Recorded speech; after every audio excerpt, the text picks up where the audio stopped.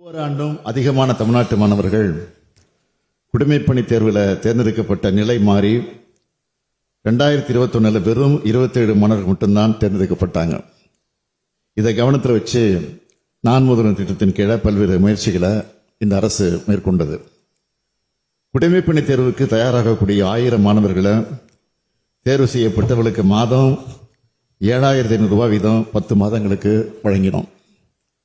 மேலும் முதல்நிலை தேர்வில் தேர்ச்சி பெற்று முதன்மை தேர்வுக்கு தயாராகக்கூடிய மாணவர்களுக்கு ரொக்கமாக 25,000 ரூபாயை ஊக்கத்தொகையாக வழங்கணும்.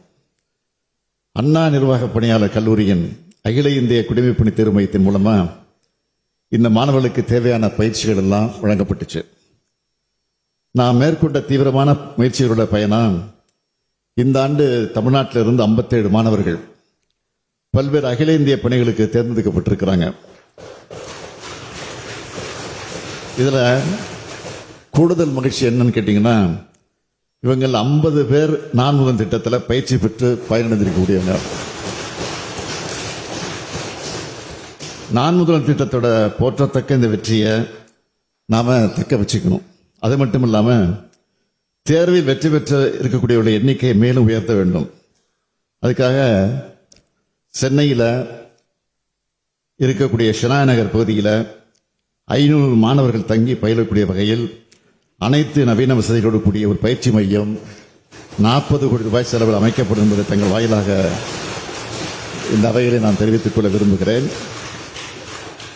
அது மட்டும் இல்லை, இந்த ஆண்டு தேர்ச்சி பெற்றவர்களுக்கு ஒரு பாராட்டு விழா நிகழ்ச்சியினை நாளை மறுதினம் அவர்களுக்கு பயிற்சி பெற்ற அண்ணா நிர்வாக பணியாளர் கல்லூரி வளாகத்தில் நடத்திட அதில் நானும் கலந்து கொள்ள இருக்கிறேன் என்பதை மகிழ்ச்சியோடு தெரிவிச்சுக்கிறேன்.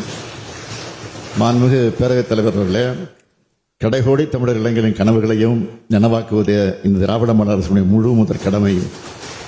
அதனை தொடர்ந்து செய்வோம் என்ற உறுதியினை அளித்தமைகிறேன்.